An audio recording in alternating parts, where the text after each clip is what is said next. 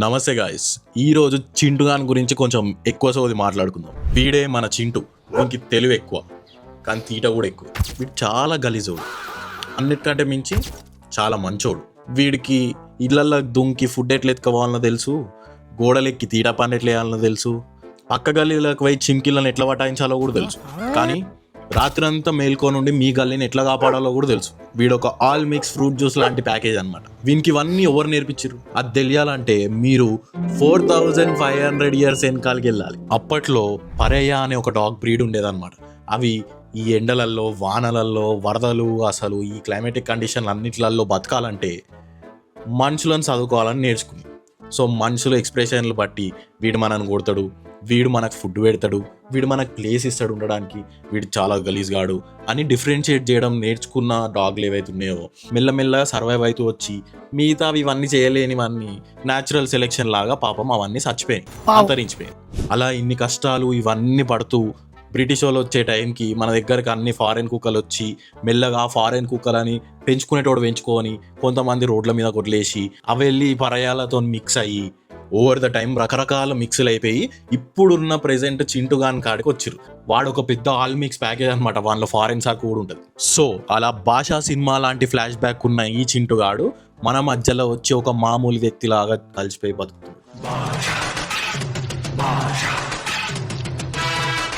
ఇంత గొప్పలు చెప్తున్నాం చింటుగాన్ గురించి. అప్పుడప్పుడు వాళ్ళు అరుస్తారు, చిన్నపిల్లలని అరుస్తారు, ఇవన్నీ చేస్తారు కదా అంటే ఎండ్ ఆఫ్ ది డే చింటుగాడు కూడా ఒక జంతువే. జంతువులు కూడా తప్పులు చేస్తాయి. కొద్ది శాతం వరకు వాటికి పిచ్చొచ్చో, అవి అగ్రెసివ్ అయిపోయో మన పైన అటాక్ చేస్తాయి. కానీ దీంట్లో మన తప్పు ఎంత ఉందో కూడా చూసుకోవాలి. మనోళ్ళు బైకులు వేసుకొని, కార్లు వేసుకొని వాటి పిల్లల మీదకి ఎక్కించుకొని పోతారు, రాళ్ళు ఇచ్చుకొని కొడతారు, కనిపిస్తే తంతారు. ఇవన్నీ చేస్తున్నప్పుడు అవి దేనికి అసోసియేట్ చేసుకుంటాయి? వాటి దృష్టిలో ఈ కారు వాళ్ళ పిల్లలని చంపేస్తుంది. సో అది గల్లీలోకి వచ్చినప్పుడల్లా దాని ఎంటూరు కాదు. ఈ ఫాస్ట్గా వచ్చే బైకులు మా పిల్లల మీదకి ఎక్కిస్తున్నాయి అంటే అది ఒక ట్రామా.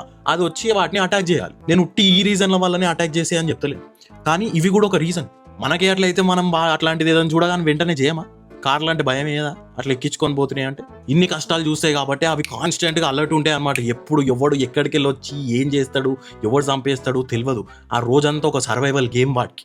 సో మీ గలీలో చింటుగాడు ఉంటే వానికి కొంచెం వీలైనప్పుడు వాటర్ పెట్టండి, లేకపోతే ఫుడ్ ఉంటే ఫుడ్ పెట్టండి. అందరికీ పెంచుకోవడం సాధ్యం కాకపోవచ్చు, it is well and good. దానికి గిల్టీ ఫీల్ అవ్వాల్సిన అవసరం ఏం లేదు.